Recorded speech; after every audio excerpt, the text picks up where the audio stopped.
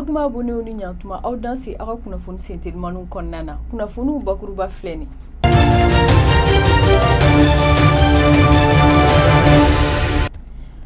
an ka minisiri mun ɲɛsilen don an ka jamana kɔkɔnɔkow ko ɲɛnabɔli la Abdoulaye Diop ale ye wele bila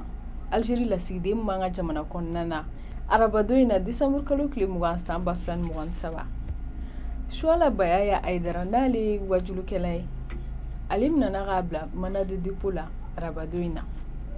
tile 3 tasi bila o décrétera Guinée jamana ɲɛmaa fɛ walasa ka tasi bila kɛ maa 18 minnu tanyana ani maa 200 minnu jogina u ka tasuma wulilen na yen tajisoba la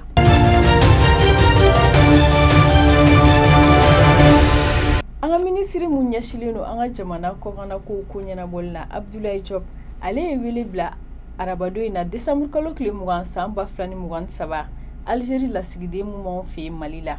walasa k'a nisɔngoya yira la ka kɛɲɛ ni ɲɔgɔn ye minnu bɛ ka kɛ Algérie jamana kɔnɔna na bɛn tɔgɔ la an ka jamana kɔnɔ minisiri y'a yira k'a fɔ ni ɲɔgɔn ye sen fɛ ko ni ɲɔgɔn ye minnu bɛ ka kɛ Algérie dugu kɔnɔna na ko Mali jamana ɲɛmaaw t'a kalama ko wa a bɛ se ka na ni gɛlɛya donnen ni jamana fila ka bolo di ɲɔgɔn ma baaraw la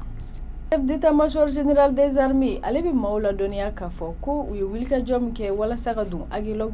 dugu kɔnɔna na k'o sera ka kɛ arabadon in na décembre kalo tile 20 san 2023 k'a sɔrɔ a ma kɛ ni gɛlɛya ye a y'a yira k'a fɔ ko ni wulikajɔ in bɛ ka kɛ walasa ka bɛn ani kelenbagatiya sabati an ka jamana kɔnɔna na o lase kelen kɔnɔna na olu ka nisɔngoya yira fɛnɛ ka kɛɲɛ ni farabugu binganiwale mun kɛra tɛmɛni a y'a yira k'a fɔ ko finitigilakaw dɔ minɛna o binganiwale in sen fɛ a bɛ maaw ladɔnniya k'a fɔ ni banbagaciw ka binganiwale in ko o bɛ na ni dɔbɔli ye an ka finitigilakaw ka cɛsiri la ani ka ɲɛsiranya bila jamana kɔnɔdenw na chef d'état-major général des armées ale bɛ maaw ladɔnniya k'a fɔ ko wale bɛɛ bɛna na kɛ walasa ka se ka nin finitigilakaw ninnu labila Mamadou Suala Bayaya Aïdara n'ale ye wajulukɛla ye ale bilara mandat de dépôt la a kelen kɔfɛ ka su kelen si beji mɔgɔw bolo n'olu tun y'a minɛ ka kɛɲɛ ni pôle judiciaire spécialisé en cybercriminalité o maaw ka weleli ye a jalakilen don k'a fɔ k'a ye atteinte au crédit de l'État ani trouble à l'ordre public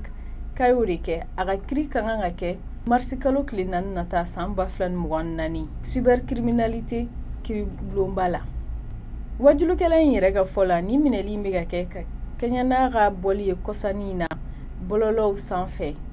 a ye kuma minnu kɛ kuranko gɛlɛya la ani gɛlɛya minnu b'an ka jamana kɔnɔna na a nɔfɛbagaw ani politikimaw dɔ y'a yira k'a fɔ ko ni minɛli bɛ na ni dan tali ye ka ɲɛsin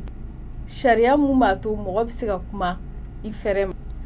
walasa ka tasi bila kɛ maa 18 minnu tanyana ani maa 200 minnu jogina tasuma wuliba min kɛra Guinée tajisoba la n'o kɛra Conakry faba la yen furancɛ fanga ɲɛmaa colonel Mamadi Doumbia ale ye lase kɛ arabadon su k'a yira k'a fɔ ko tile 3 tasi bila bɛna kɛ n'o ye 3 jours de deuil national ye ni maa ninnu ye Conakry dugu kɔnɔna sumalen don tile 2 kɔfɛ ni walejugu in kɛli a fɔlen kɔfɛ k'a fɔ ko maaw bɛ se ka bɔ ko ka t'u ka baaraw daminɛ ni ne bɛ dan sigi aw ka bi kunnafoni sentelimanu na aw ni ce Magma layɛli la aw k'an bɛn wagati wɛrɛ